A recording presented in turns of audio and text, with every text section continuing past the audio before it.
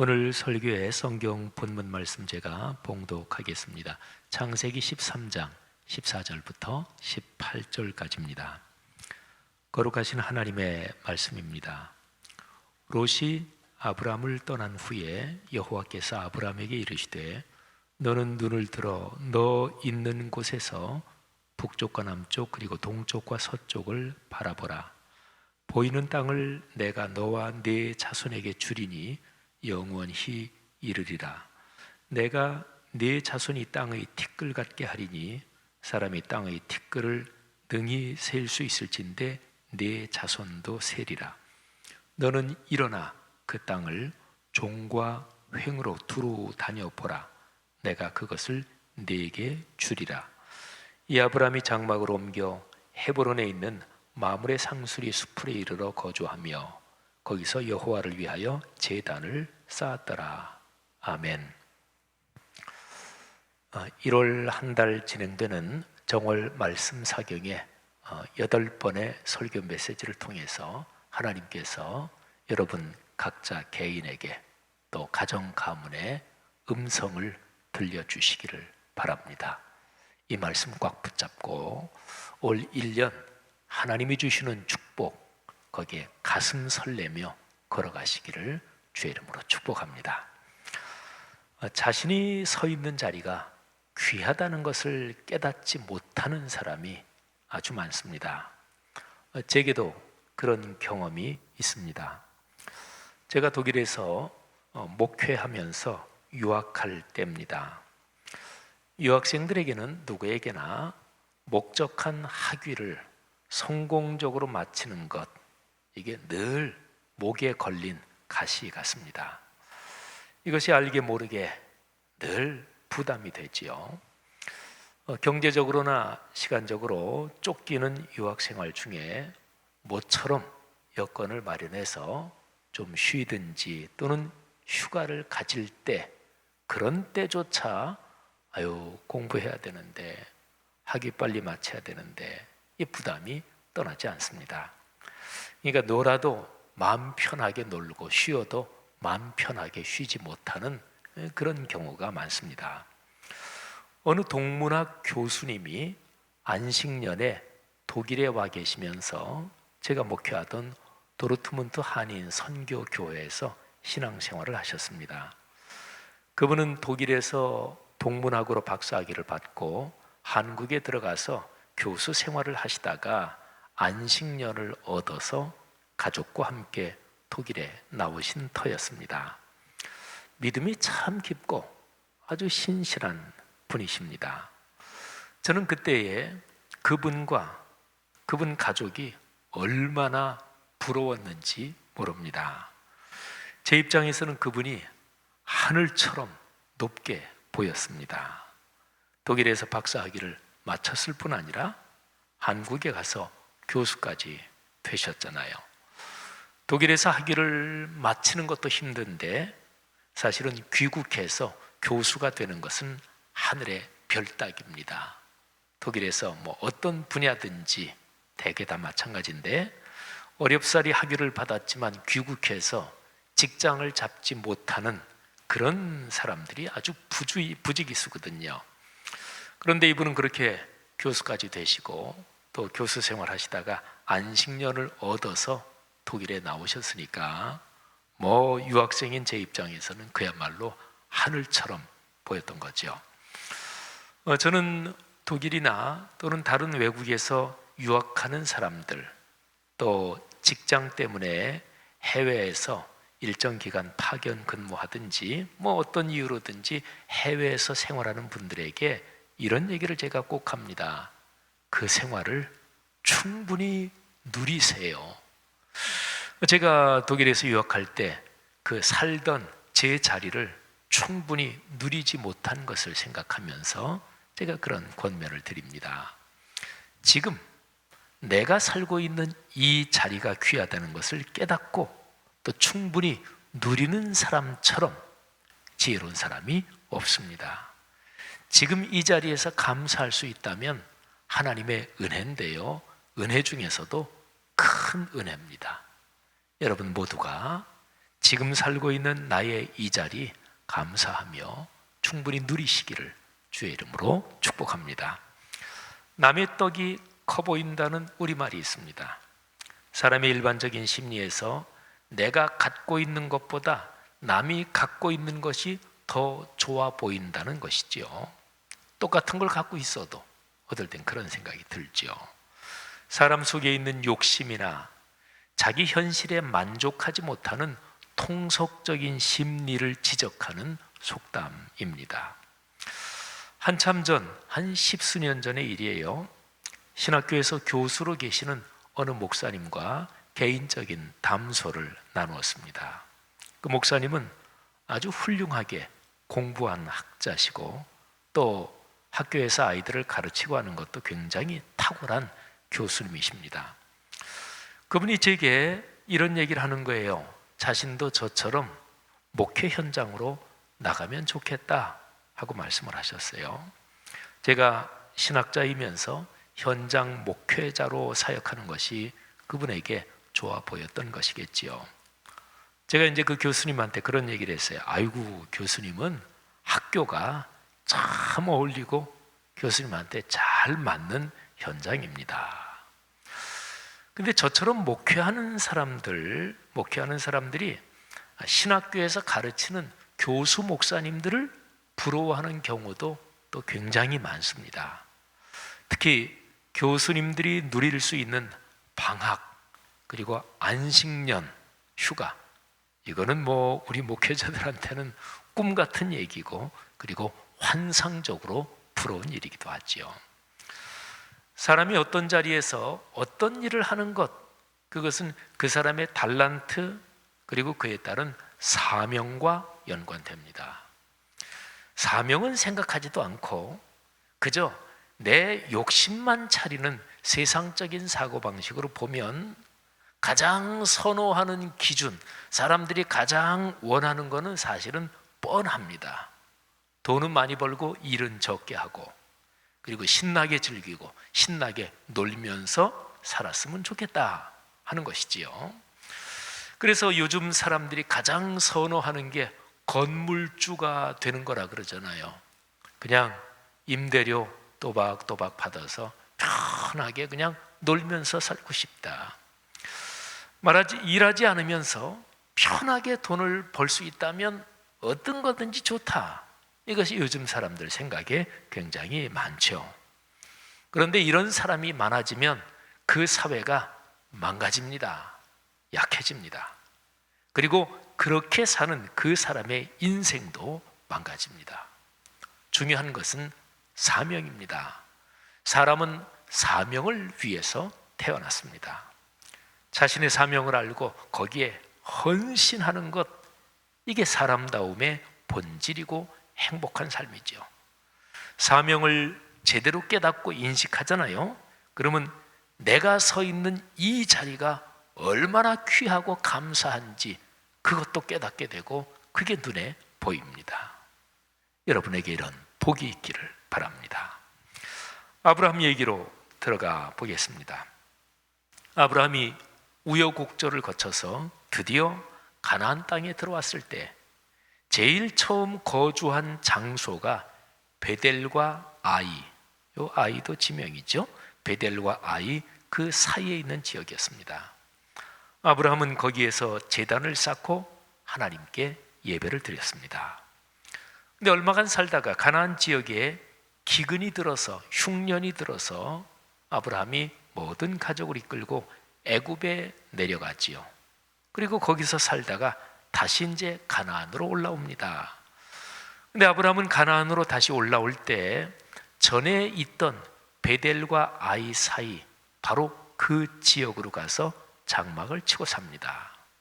아브라함은 사실은 가나안 땅 그 어디에도 연고가 없는, 아는 사람 이런 게 전혀 없는 상황이니까 아브라함에게는 그래도 처음에 장막을 쳤던 그곳이 편안했을 것입니다. 거기에서 하나님께 제단을 쌓았던 바로 그 장소, 제단을 쌓았던 그 일이 어떤 보장처럼 느껴지기도 했을 것입니다. 실제로 이스라엘 역사에서 보면 제단을 쌓았던 장소들은 나중까지 거룩한 곳, 특별한 곳, 그렇게 성소로 여겨지기도 했습니다. 그런데 창세기 13장에 아브라함이 이렇게 애굽에서 다시 가나안으로 올라올 그 즈음, 그 상황에서 아브라함에게는 마음의 불안이 점점 커져가고 있었습니다. 삶의 안전과 안정을 보장하는 것이 그 당시 아브라함의 상황에서는 현실적으로 두 가지였습니다. 첫째는 땅을 소유하는 것, 그리고 두 번째는 후손이 번창하는 것. 번창은 관두고 우선은 아브라함과 사라 사이에 자녀가 없었으니까 하여튼 대를 어떻게 하든 잇는 것, 이것이지요.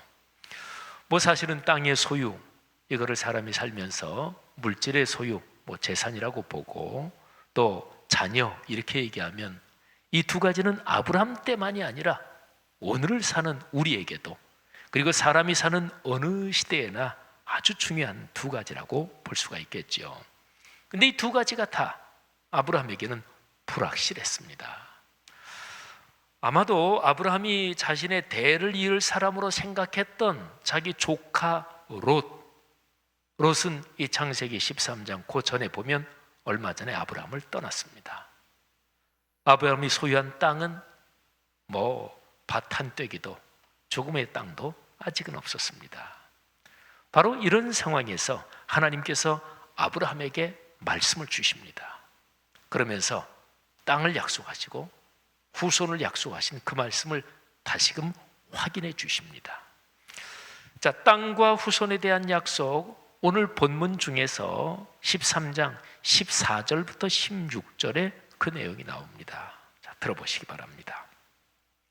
롯이 아브라함을 떠난 후에 여호와께서 아브라함에게 이르시되 너는 눈을 들어 너 있는 곳에서 북쪽과 남쪽 그리고 동쪽과 서쪽을 바라보라. 보이는 땅을 내가 너와 네 자손에게 주리니 영원히 이르리라. 내가 네 자손이 땅에 티끌 같게 하리니 사람이 땅에 티끌을 능히 셀 수 있을진데 네 자손도 세리라. 아멘. 땅의 티끌을 누가 셀 수 있겠어요? 그러니까 아브라함, 네 자손도 셀 수 없을 정도로 그렇게 많아진다, 이런 약속이죠. 제가 지금 읽어드린 이 본문에 명령형 표현이 나옵니다. 14절 후반인데요. 눈을 들어 바라보라. 이게 이제 명령형입니다.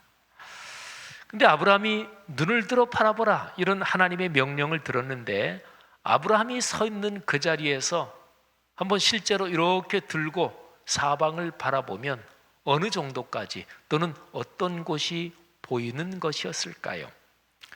구약학자 마르틴 노트가 자기가 쓴 책에서 이렇게 얘기를 했어요.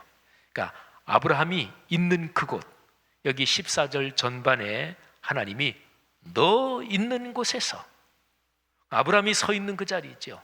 베델과 아이 사이, 거기가 산지예요. 거기에서 동서남북을 바라볼 때 어떤 지역들, 어떤 곳이 보이느냐, 그거를 마르틴 로트가 이렇게 얘기했어요. 아브라함이 있는 그곳에서 볼 수 있는 시야는 서쪽으로는 해변 지역과 지중해 그 바다, 그리고 반대쪽 다른 쪽 동쪽으로는 헐몬산에서부터 사해까지 이르는 요단 저지대, 낮은 지역들, 그리고 요단 동쪽 산지의 많은 지역이 시야에 들어왔다. 여러분, 아브라함이 하나님의 이 명령에 따라서, 그러니까 눈을 들어 바라보라, 이 명령에 따라서 동서남북을 바라봤을까요? 한번 생각해 보세요. 하나님께서 아브라함을 부르시는 장면이 창세기 12장에 나오는데요, 그 1절부터 4절 보면 하나님의 명령이 나오고 그 명령에 아브라함이 순종했다, 그런 기록이 구체적으로 나옵니다. 1절에 하나님의 명령이 나와요. 너는 너의 고향과 친척과 아버지의 집을 떠나라, 명령이지요. 그리고 4절에 아브라함이 순종했다는 기록이 있습니다. 이에 아브라함이 여호와의 말씀을 따라 갔고, 하나님께서 아브라함을 부르실 때 하나님이 명령하셨고 아브라함은 순종했습니다. 그러면 지금 창세기 13장 요 상황에서 하나님이 명령하셨잖아요. 눈을 들어 바라보라. 아브라함이 이 명령에 어떻게 반응했을까요? 사방을 한번 이렇게 둘러보는 거야 어렵지 않으니까 아브라함이 그렇게 했겠다 이렇게 생각할 수 있겠죠. 그런데 하나님의 명령은 그냥 겉으로만 그냥 둘러보라 이런 얘기가 아니고, 내가 눈을 들어, 말하자면 여기에 담긴 뜻은 하나님의 약속을 신뢰하고 마음과 영혼의 눈을 들어 가슴 깊이 신뢰하는 마음으로 동서남북을 바라보라는 것이었습니다. 그런데 아브라함이 이 명령에 순종해서 눈을 들어 사방을 둘러봤는지 어땠는지 거기에 대해서 직접적이고 구체적인 기록은 이 본문에 나오지는 않습니다.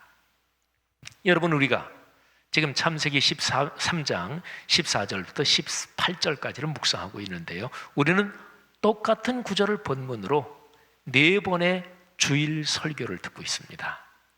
그리고 특별히 14절에 있는 표현, 눈을 들어 바라보라, 이 명령형 표현은 말씀삼 공동체 성락성결교회가 1년 동안 마음에 품고 살아갈 올해의 말씀입니다. 근데 13장의 이 본문에는요, 14절부터 18절까지에는 명령형 표현이 2번 나옵니다. 자, 하나는 조금 전에 봤죠. 14절 후반, 눈을 들어 바라보라. 근데 또 하나가 17절 앞부분에 기록이 되어 있습니다. 자, 2가지 명령을 함께 보겠습니다. 자, 첫째 명령, 너는 눈을 들어 바라보라. 2번째 명령, 너는 일어나 그 땅을 종과 횡으로 두루 다녀보라. 자, 2 명령을 잘 생각해 보세요. 2가지 명령은 서로 묶여 있습니다.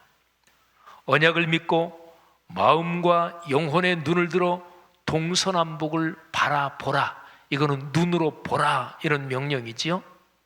그리고 이 명령에 순종하는 사람이 2번째 명령에 따를 수가 있습니다. 그 다음 단계는 언약의 성취에 설레는 마음으로 그 땅을 행동으로 다닌다 이런 거지요. 아브라함은 그 땅을 종과 횡으로 다녀보라는 2번째 명령에는 어떻게 반응했을까요? 첫 번째 명령에 어떻게 반응했는지 직접적인 기록은 없다 그랬죠. 그러면 2번째 명령에 대한 반응 기록이 있을까요? 예, 그게 있어요. 이에 관련된 기록이 바로 다음에 이어지는 18절입니다. 자, 17절, 18절의 흐름을 한번 들어보세요. 자, 17절, 너는 일어나 그 땅을 종과 횡으로 두루 다녀보라. 내가 그것을 네게 주리라. 자, 18절, 이에 아브라함이 장막을 옮겨 헤브론에 있는 마므레 상수리 수풀에 이르러 거주하며 거기서 여호와를 위하여 제단을 쌓았더라. 아멘. 아브라함이 베델과 아이 사이에 살았잖아요. 근데 하나님이 2가지 명령을 내리고 그 2가지 명령을 듣고 난 다음에 남쪽, 거기에서 헤브론은 남쪽으로 내려갑니다. 가나안 전체 지역의 남쪽에 있는 헤브론에 장막을 칩니다. 근데 아브라함이 베델과 아이 사이에서 남쪽 헤브론으로 이동하는 것은 하나님의 2가지 명령에 순종하는 행동이었습니다. 18절 처음에 이에 하나님이 그렇게 명령하시니까 그래서 이러는 연결하는 단어가 있잖아요. 이에, 이 단어가 바로 그 연결된 상황을 말해주는 거지요. 구체적이고 직접적으로 기록되어 있지는 않지만 문맥의 흐름을 보면 아브라함은 하나님의 2가지 명령에 순종했습니다. 눈을 들어 동서남북을 바라보았고, 그리고 다시 한번 하나님의 약속의 말씀을 마음으로 꽉 붙잡고 설레는 마음으로 헤브론으로 거주지를 옮긴 것입니다. 생각해 보세요. 아브라함이 애굽에서 다시 가나안으로 올라오면서 가나안 땅에 들어와서 처음 정착했던 곳, 곧 베델과 아이 사이 그 지역에 장막을 친 이유는 그래도 거기가 가장 친숙했고, 지금 가나안으로 다시 올라오면서 여러 가지로 마음이 불안한데 그래도 그 지역에 장막을 치면서 불안한 마음을 달랜 거지요. 그런데 이제 하나님의 두 가지 명령, 하나님의 말씀을 다시금 듣고 다시금 말씀을 꽉 붙잡고요, 그리고 나서는 가나안 땅 어디든지 하나님이 주신 땅이구나 하는 것을 다시 한번 마음에 굳게 믿은 거예요. 헤브론을 선택한 것은 여러 가지 전략적인 이유가 있을 것입니다. 헤브론은 가나안 땅 남부에서 교통의 요지입니다. 그리고 이스라엘 역사를 보면 나중에 헤브론은 이 남쪽 지역의 중심 도시가 되기도 해요. 어쨌든 헤브론을 선택하는 것은 여러 가지 이유가 있겠고요. 중요한 점은 이것이에요. 어느 지역에 무슨 사연이 얽혀 있어서, 그래서 그 장소 자체에 어떤 초자연적인 능력이 있다, 이런 유아적 신앙, 이런 초보적 신앙을 넘어섰다, 이것이 중요합니다. 장소 자체보다 더 중요한 게 하나님이 나와 동행하신다, 이게 결정적인 요소임을 아브라함은 하나님의 말씀을 듣고 깨달은 거예요. 하나님의 말씀의 약속이 현재 진행형으로 내 삶에서 작동하고 있다, 이거를 다시금 확신한 것입니다. 그래서 이제는 하나님이 주신 말씀의 약속 그대로 가나안 땅 전체가 아브라함에게 편안한 곳이 됐고, 아브라함은 아직까지 땅이 소유한 땅은 없었지만 그런데 가나안 땅 전체가 하나님이 주신 땅이다, 이런 믿음을 가지게 된 거지요. 보세요. 헤브론으로 이사해서 거기에서 아브라함은 제단을 쌓고 예배를 드립니다. 헤브론의 이 자리가 아브라함에게는 또 거룩한 곳입니다. 아니, 이제는 이 자리만이 아니라 어디든지 아브라함이 있는 자리가 예배할 수 있는 거룩한 자리가 되고 축복의 장소가 되는 거죠. 창세기 13장 14절부터 18절에서 참 중요한 표현이 너 있는 곳에서, 이것입니다. 다시 한번 말씀드릴까요? 하나님께서 아브라함에게 말씀하시는 거예요. 아브라함아, 너 지금 있는 그곳에서, 이렇게 말씀하시는 거예요. 그 장소가 어디든지 지금 자신이 있는 이곳이 중요합니다. 말씀을 신뢰하고 바로 내가 있는 이 자리에서 말씀을 신뢰하는 믿음을 가지고 바라보면 하나님께서 약속하신 미래가 보이는 거예요. 전에는 보이지 않았던 것이 하나님이 예비하신 축복이 보이는 것입니다. 사랑하는 그리스도인들이요, 한번 생각해 보십시오. 여러분이 살고 있는 나의 이 자리, 다른 사람의 그 자리, 다른 사람이 있는 저 자리 말고 내가 지금 살고 있는, 내가 서 있는 나의 이 자리에 대해서 여러분은 어떻게 생각하십니까? 혹시 불평과 불만이 가득한 것은 아닙니까? 다른 어떤 자리를 못내 아쉬워하면서 지난 아쉬움과 깊은 후회에 휘둘리고 있는 것은 아닙니까? 그래서는 안 됐죠. 다른 자리가 아니라 내가 있는 이 자리가 중요합니다. 하나님을 신뢰하고 하나님의 말씀을 믿으면 그냥 그렇게 지루하게 흘러가던 일상이 갑자기 찬란해집니다. 뭔가 불만족스럽고 불평과 아쉬움이 배어있어 못마땅했는데 내가 있는 이 자리가, 그런데 말씀을 신뢰하면서 이 자리가 얼마나 중요한지 깨달으면 갑자기 영원의 힘이, 하나님의 힘이 여기에 침입하는 거예요. 그러면 마치 시간이 멈추는 것 같아요. 그래서 이 자리가 하늘나라가 되고 바로 이 자리가 천국이 되는 거죠. 사랑하신 여러분, 창세기 28장의 야곱을 기억하십시오. 야곱이 형 에서를 피해서 저 북쪽 하란으로 도망하고 있었습니다. 도망가다가 날이 저물고 그래서 루스라는 곳에 들판에서 돌 하나 베개 삼아서 잠을 잡니다. 잠이 제대로 왔겠어요? 그런데 야곱은 잠자다가 꿈을 꾸는데 꿈에서 하늘까지 닿는 사닥다리를 보고 그 사닥다리에서 오르락 내리락 하는 천사들을 봅니다. 그리고 그 사닥다리 끝에 그 하늘 거기에 하나님이 계신 것을 봤습니다. 그런데 하나님이 서 계십니다. 하나님이 야곱을 얼마나 걱정하고 또는 야곱을 얼마나 관심을 쓰고 계실까요? 그래서 하늘 보좌에 앉아 계시는 것이 아니라 거기에 서 계십니다. 하나님께서 야곱의 삶을 보장하신다 하는 말씀의 약속을 받습니다. 그리고는 잠이 깨어서 야곱이 이렇게 고백해요. 28장 17절입니다. 잘 들어보십시오. 두렵도다 이곳이요, 이것은 다름 아닌 하나님의 집이요 하늘의 문이로다. 아멘. 다시 한 번 더 말씀드릴까요?